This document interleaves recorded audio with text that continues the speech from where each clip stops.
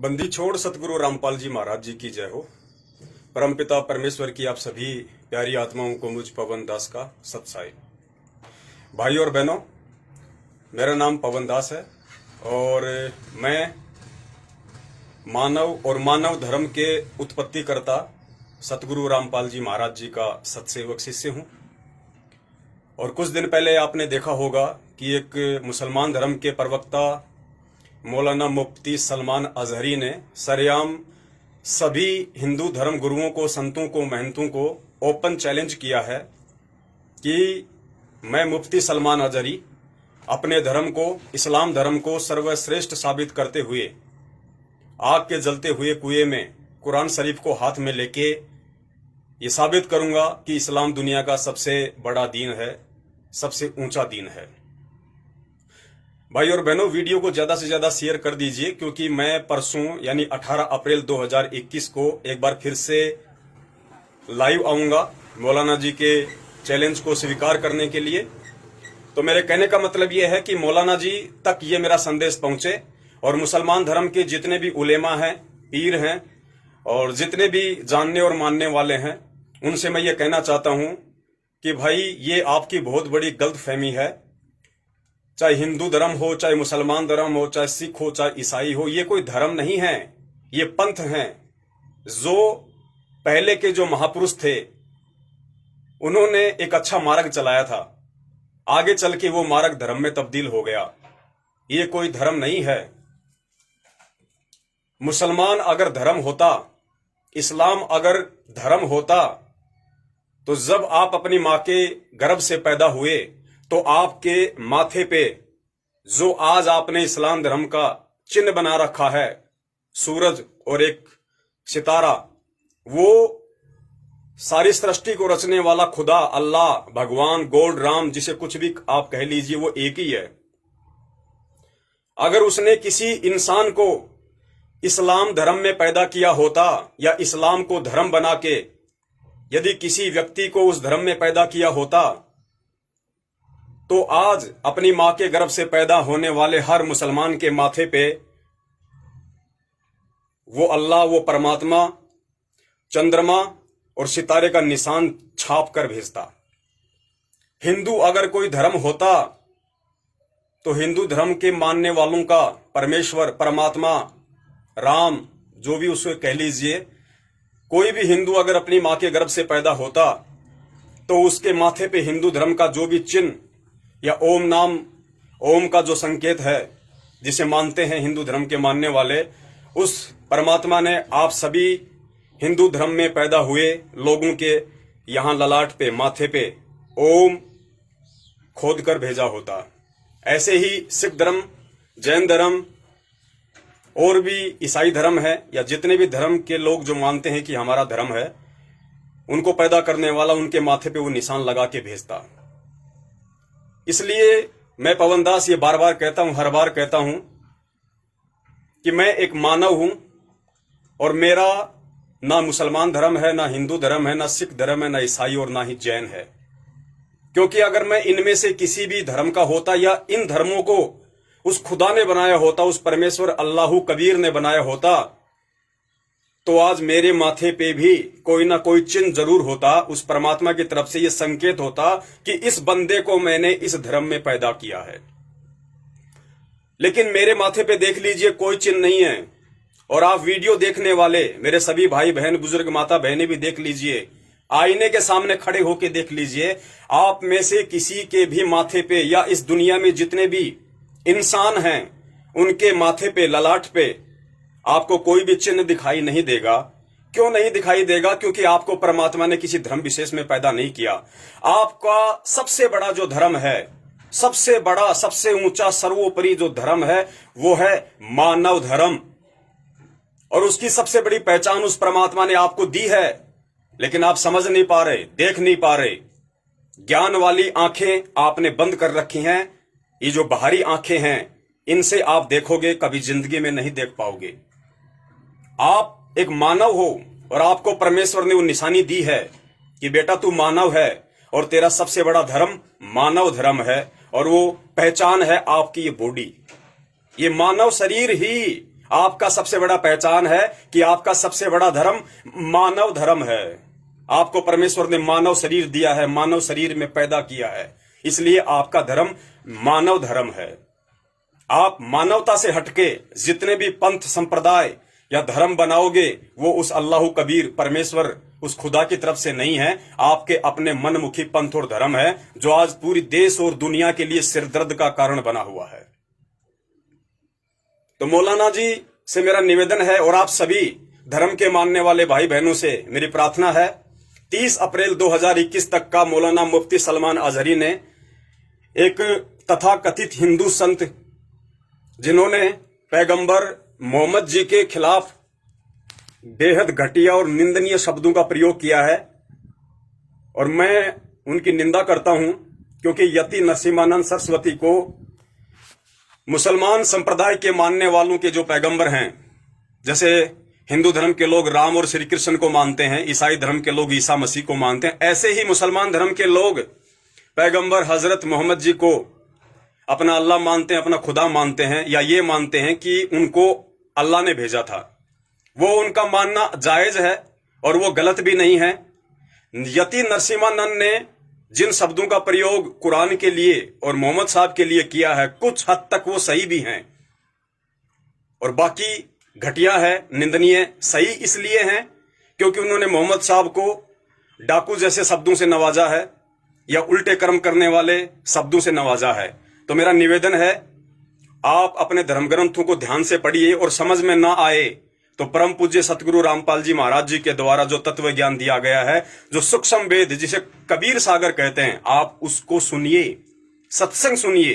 खुद हाथ में पोथी लेके पढ़ोगे कबीर सागर को, जिंदगी में समझ में नहीं आएगा। संत रामपाल जी महाराज जी के सत्संग सुनिए, आपको पता चलेगा कि यति नरसिम्हानंद ने जिस तरह से और जिन शब्दों का प्रयोग हजरत मोहम्मद के लिए किया है,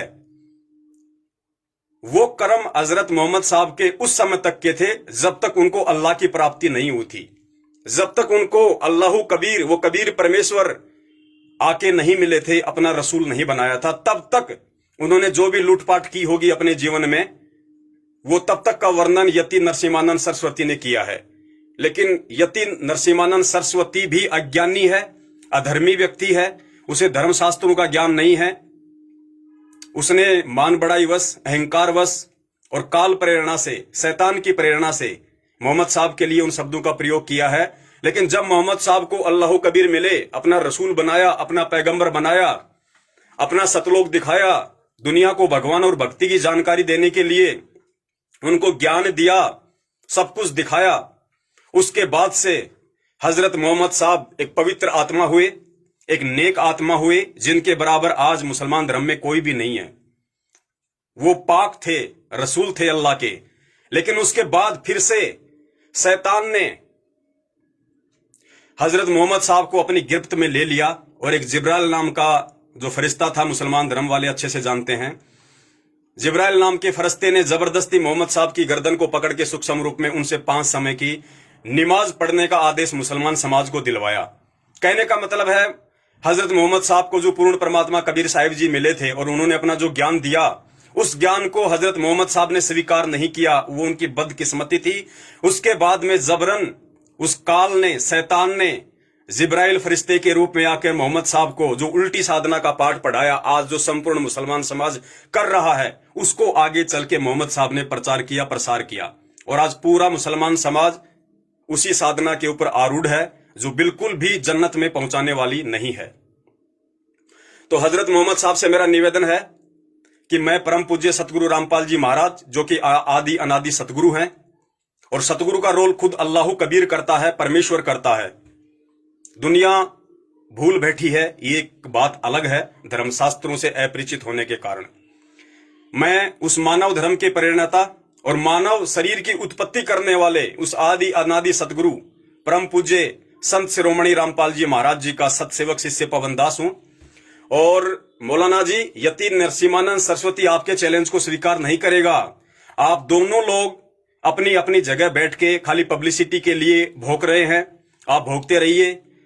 लेकिन यदि वास्तव में आप एक सच्चे मुसलमान अपने आप को कहते हैं, यदि वास्तव में आपको इतना विश्वास है कि मेरी जो इबादत है वो सच्ची है और मेरा जो अल्लाह है, मेरा जो खुदा है वो सच्चा है।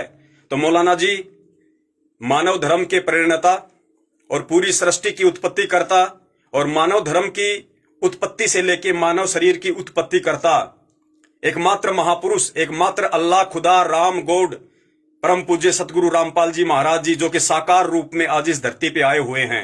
दुनिया कहती है ना कि भगवान निराकार है, भगवान निराकार नहीं है। निराकार तुम्हारी ये मति है, तुम्हारा जो अज्ञान है ये निराकार है। अरे जो निराकार है उसका नाम किसने लिया, फिर उसका नाम कैसे प्रचारित हुआ? आज कोई अगर एक माचिस का नाम लेता है तो माचिस है। अगर सूरज का प्रकाश इस पृथ्वी पे आ रहा है और कोई कहे कि भाई ये प्रकाश किसका है, और कोई कहे कि ये सूरज का प्रकाश है और पूछे कि सूरज कहाँ है, तो अंधा आदमी कहे कि सूरज तो निराकार है, वो दिखाई थोड़े देता है। अरे निराकार का प्रकाश कहां से आ गया? तो सारे धर्मों के मानने वाले लोग सदियों से ये रटा रटाया ज्ञान का रट्टा मारते आ रहे हैं कि परमात्मा की शक्ति, अल्लाह की शक्ति इस पृथ्वी के रिज्मे में, कण कण में शामिल है। अरे बिना परमात्मा के शक्ति कहां से आ गई? बिना मोबाइल टावर के तरंगे कहां से आ गई? आप अपने अपने धर्म ग्रंथों से अपरिचित हो। आपके धर्म गुरुओं ने, उलेमाओं ने, मुफ्तियों ने, पंडितों ने, काजियों ने आप लोगों को उल्टा ज्ञान का चश्मा चढ़ा रखा है, क्योंकि आप लोगों ने जिंदगी में कभी अपने धर्म ग्रंथ खोल के देखे नहीं और उन लोगों ने आपको सही तरीके से पढ़ाया नहीं, क्योंकि खुद उनकी समझ में आया नहीं।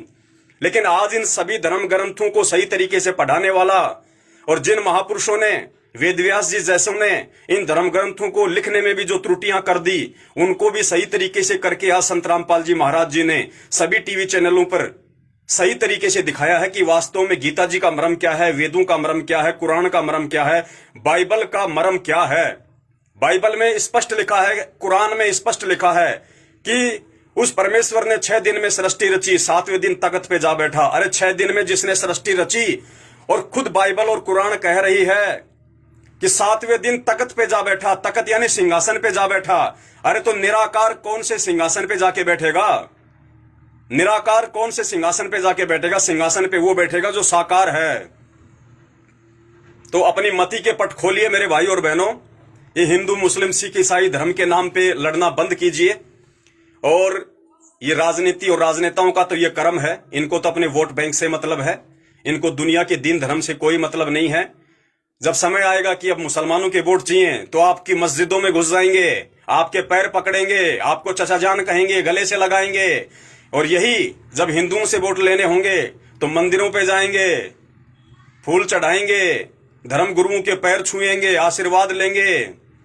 ये इनका धार्मिक धंधा है, इनका राजनीतिक धंधा है। मेरे प्यारे देशवासियों, इस चक्कर में मत पड़िए। परमात्मा धरती पे आया हुआ है, अल्लाहु कबीर, अल्लाहु अकबर धरती पे आया हुआ है। ईसाइयों का मसीह धरती पे आया हुआ है, सिखों का वाहेगुरु धरती पे आया हुआ है और उसका नाम है संत शिरोमणि जगत गुरु परम पूज्य सतगुरु रामपाल जी महाराज। मेरी बातें भले आपको मजाक लगे, क्योंकि बातें मजाक राम और कृष्ण की और अल्लाह के रसूल मोहम्मद साहब की भी लोग मजाक में लिया करते थे जिस समय वो धरती पे थे। लेकिन आज उनके जाने के बाद में लोग उनकी बातों को भी तवज्जो दे रहे हैं और उनकी भी पूजा कर रहे हैं। लेकिन चले जाने के बाद कुछ नहीं मिलने वाला। आज धरती पे जो प्रकट है, वक्त गुरु धरती पे प्रकट है। 8 सितंबर 1951 को संत रामपाल जी महाराज, वो कबीर परमेश्वर जो सतलोक का राजा है, सचखंड का राजा है, वहां से चल के गति करके और संत रामपाल जी महाराज जी के रूप में 8 सितंबर 1951 को गांव धनाना, जिला सोनीपत, हरियाणा में प्रकट होके आज पूरी दुनिया को तत्व ज्ञान का सन 1994 से संदेश दे रहा है। सभी धर्मों के धर्म ग्रंथों का भेद सार निष्कर्ष निकाल के दे दिया। अब भी कोई ना जागे, ना समझे, वो मूर्ख, वो अज्ञानी। उसे फिर अल्लाह की प्राप्ति नहीं चाहिए, उसे फिर भगवान की प्राप्ति नहीं चाहिए। उसे पाखंड करना है, ढोंग करना है, अपना मानव जीवन बर्बाद करना है। तो मेरा मैसेज आप ज्यादा से ज्यादा शेयर कर दीजिए और निवेदन करूंगा कि मौलाना मुफ्ती सलमान अजहरी तक मेरा ये संदेश जरूर पहुंचे। उन्होंने जो 30 तारीख जो फिक्स की है, 30 अप्रैल 2021, मुबाहिले के लिए आग के कुएं में कूद के अपने इस्लाम धर्म को सर्वश्रेष्ठ साबित करने के लिए। तो मौलाना जी को मेरा चैलेंज, मैं इसको मैं चैलेंज तो नहीं कहूंगा क्योंकि चैलेंज तो मौलाना जी ने दिया है। मैं उनके चैलेंज को सहर्ष स्वीकार करता हूं और मौलाना जी से कहता हूं कि मौलाना जी पीछे हटिए मत, क्योंकि पीछे हटने वाला इंसानियत के नाम पे धब्बा है, कायरों की श्रेणी में आता है, और भी जितने शब्दों का प्रयोग किया जाए वो कम है। तो मौलाना जी, किसी भी धर्म का कोई भी व्यक्ति आपके चैलेंज को स्वीकार नहीं करेगा, और चैलेंज को स्वीकार करेगा तो सामने नहीं आएगा, और आएगा तो निश्चित रूप से वो आग में सवा हो जाएगा, क्योंकि अधर्मी और पापी प्राणियों को अग्नि सवा ही किया करती है। और जो व्यक्ति धर्मी है, जो सतगुरु का शिष्य है, आदि अनादि परमपिता परमेश्वर का जिसके सिर पे हाथ है, जो व्यक्ति शास्त्रों के अनुसार भक्ति करता है और मर्यादाओं में रहता है, अग्नि भी उस परमपिता परमेश्वर अल्लाह कबीर, उस राम भगवान के आदेश से उसके सिर का एक बाल भी नहीं जला पाएगी। उदाहरण आप सबके सामने है, रात दिन पढ़ते हैं। त्रेता युग के भगत प्रहलाद का, एक 10 साल का बच्चा जिसका भगवान पे इतना विश्वास था, उस अल्लाह कबीर परमात्मा ने, जिसे हिंदू धर्म वाले नरसिंह भगवान के नाम से जानते हैं कि भगवान विष्णु ने नरसिंह का रूप बनाया, भगवान विष्णु ने नरसिंह का रूप नहीं बनाया। उस असली भगवान विष्णु ने, विष्णु वो होता है जो तीनों लोकों में प्रवेश करके सबका पालन पोषण करता है, उसको विष्णु कहते हैं। उस विष्णु भगवान कबीर परमात्मा ने, जो आज संत रामपाल जी महाराज जी के रूप में धरती पे प्रकट हैं, उन्होंने उस 10 साल के बच्चे प्रहलाद को अग्नि से बचाया था, और उस होलिका को जलाया जिस होलिका को अग्नि में ना जलने का ब्रह्मा जी की तरफ से वरदान प्राप्त था, क्योंकि ये भक्ति की शक्ति है। भगत के बिना भगवान अधूरा, भगवान के बिना भगत अधूरा। तो जिस परमपिता परमेश्वर अल्लाह कबीर ने नरसिंह रूप धारण करके भगत प्रहलाद को बचाया, होलिका की गोद में बैठ के अग्नि से बचाया, आज उसी नरसिंह भगवान, उसी विष्णु भगवान, विष्णु के भी विष्णु, जो सारी सृष्टि का पालन करता है तीनों लोकों में प्रवेश करके, उस अल्लाह कबीर का मैं पवन दास एक अदना सा छोटा सा शिष्य हूं। अरे भगत प्रहलाद तो उसकी शरण में भी नहीं था, भगत प्रहलाद तो उसके द्वारा दी गई भक्ति भी नहीं करता था। भगत प्रहलाद तो त्रिलोकीय विष्णु की भक्ति करता था। लेकिन ये पवन दास तो उस परमात्मा के आदेश से उस सर्व लोकों के भगवान, उस असली सत्यनारायण भगवान कबीर की भक्ति करता है, जो आज संत रामपाल जी महाराज जी के रूप में धरती पे प्रकट है। अरे जब उस भगवान विष्णु ने, उस अल्लाह कबीर ने, संत रामपाल जी महाराज जी ने, जब प्रहलाद जी के पिछले जन्म के भक्ति संस्कार आधार से, जो कि वर्तमान में सही भक्ति भी नहीं कर रहा था, शास्त्र अनुसार भक्ति भी नहीं कर रहा था, जब उसकी अग्नि से रक्षा की, तो आज तो खुद परमात्मा धरती पे प्रकट है। उस समय तो सतलोक से आके रक्षा की थी, आज तो धरती पे भगवान प्रकट है, विद्यमान है, और लाखों आत्माएं उनकी शरण में आके भक्ति कर रही हैं। और वो सत्सेवक जो अपने परमपिता परमेश्वर को अपना तन मन धन सर्वस्व समर्पण कर चुके हैं, उनके श्री चरण कमलों में न्योछावर कर चुके हैं, और अपने इस मानव धर्म का और मानव शरीर का उनके सत्सेवकों ने केवल एक ही मकसद पाल रखा है कि भक्ति और भगवान, भक्ति और भगवान, दूसरी चीज नहीं चाहिए, दूसरी चीज नहीं चाहिए। सिर्फ हमारे को इस मानव जन्म में भक्ति और भगवान चाहिए। संत रामपाल जी महाराज जी के पवित्र चरण कमलों में स्थान चाहिए, जगह चाहिए, उनकी रहम और उनकी कृपा चाहिए। तो ऐसी आत्माओं का सिर का बाल भी वो अग्निदेव, उस अल्लाह कबीर संत रामपाल जी महाराज जी के हुक्म से, उनके आदेश से बांका भी नहीं कर पाएगी, जला भी नहीं पाएगी। और मेरे प्यारे भाई और बहनों, इसका छोटा सा सबूत मैं आपको दिखाता हूं। कल ही मैंने, ये फूड ट्रक है, ये मेरी गाड़ी है, फूड ट्रक है, इसके अंदर की फोटो है। कल दिन के 12 बजे, क्योंकि मेरा बिरयानी का काम है, ये बिरयानी का मेरा भगोना है, और ये गैस आप जो देख रहे हैं, और इधर ये सिलेंडर रखा हुआ है। कल दिन के 12 बजे मैं बिरयानी को गर्म कर रहा था, अचानक से जो ये चूल्हे के पास से जो ये लाइन है, जो ये नल है, इसकी ये क्लिप पता नहीं कैसे ढीली हो गई, और ये पाइप यहां से निकल गया। पाइप निकलते ही अचानक से आग इस गाड़ी में भड़की, धमाका हुआ। आसपास के लोग दौड़ के आए कि क्या हुआ, सिलेंडर फट गया क्या। सभी लोग दौड़ के आए, तब तक आग ने पूरी गाड़ी में अपना कब्जा जमा लिया। आग मेरे पैरों में पूरी तरह से लिपट गई थी, मैं अच्छे से देख रहा था, और कम से कम 4 या 5 सेकंड तक आग मेरे चारों तरफ बिल्कुल भयंकर तरीके से, जिसका मैं वर्णन नहीं कर सकता, क्योंकि ये कॉमर्शियल सिलेंडर है, और इसकी जब यहां से अगर चूल्हे से अगर इसका पाइप निकल जाएगा तो कितनी भयंकर तरीके से वो प्रेशर से आग बाहर निकलेगी। मैं हक्का बक्का रह गया, मुझे कुछ नहीं सूझा और मैं गाड़ी से बाहर भी नहीं निकल पा रहा था। इतने में मुझे परमात्मा ने प्रेरणा की और तुरंत मैं गाड़ी से बाहर हुआ और फिर वो आग इतनी गाड़ी में फैली। आप ये देख सकते हैं मेरी गाड़ी के ऊपर का जो हिस्सा है, मैंने यहाँ पे ये फाइबर लगा रखा था, ये थर्माकोल मैंने लगा रखा था कि ऊपर से हीट ना आए, गर्मी ना आए। ये पूरा जल गया, आग गाड़ी के ऊपर तक पहुंच गई पूरी तरीके से। और जब मैं गाड़ी से बाहर निकला तब मुझे परमात्मा ने मैंने सोचा कि आज तो गाड़ी गई मेरी। फिर तुरंत मुझे परमात्मा ने प्रेरणा की कि बेटा दूसरी तरफ से जाकर रेगुलेटर बंद कर। मैंने रेगुलेटर को बंद किया, आग शांत हुई, पूरी गाड़ी में धुआं हो गई। लोग दौड़ के आ गए, बोल तू जिंदा कैसे बच गया। और मेरे प्यारे भाई और बहनों, मैं अच्छे से देख रहा था कि मेरे पैर पूरी आग के लपटों में थे 5 सेकंड तक। और उसके बाद जब मैं बाहर निकला और जब मैंने देखा कि कहीं मैं जल तो नहीं गया, आप यकीन मानना मेरी पैंट का धागा भी नहीं जला। मेरी पैंट का धागा भी नहीं जला, मुझे तपत भी महसूस नहीं हुई। ये सब क्यों हुआ? ये सब होना नहीं था, ये मेरे भाग्य में नहीं था, ये घटना मेरे प्रारब्ध में नहीं थी। जिस प्रकार उस अल्लाह कबीर ने सेव और सम्मन के घर में जाके और ऐसी परिस्थितियां पैदा कर दी कि बाप को अपने बेटे की गर्दन काटनी पड़ी। फिर गुरुदेव ने बताया कि वो उस सेव और सम्मन के भाग्य में लिखा हुआ नहीं था वो गर्दन काटना, लेकिन परमात्मा ने जो कमाल था, जिसको अहंकार हो गया था कि कबीर जी की भक्ति मेरे से ज्यादा कौन कर सकता है, सेवा कौन कर सकता है, उसको अहंकार हो गया था। तो कबीर जी ने वहां जाके दिखाना था कि बेटा कमाल देख, भक्तों के घर अभी बहुत दूर हैं, भगत अभी तूने देखे नहीं। तब उसका अहंकार शांत हुआ। तो ये जो कल घटना हुई मेरे साथ, मेरी गाड़ी में जो अग्नि वाली, और अग्नि की ही क्यों हुई, इसका रीजन है कि परमपिता परमेश्वर ने मुझ दास को निमित्त बना के मौलाना सलमान अजहरी को जो चैलेंज स्वीकार करवाया है आग के कुएं में कूदने का।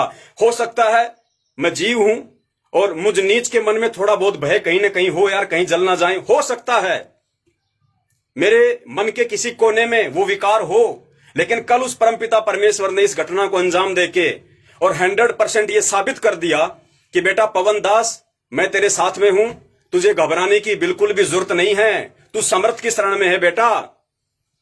और अगर तू भी अगर अपने परमात्मा पे अविश्वास करेगा, तू भी अगर अपने उस अल्लाह कबीर की समर्थता पे अविश्वास प्रकट करेगा, तो बेटा फिर बचेगा कौन? तुम मेरे सत्सेवक बच्चे हो, गिने चुने। तुम भी अगर ऐसा करोगे तो फिर कौन है? क्योंकि भगवान की पहचान भगत से होती है और भगत की औकात भगवान से होती है।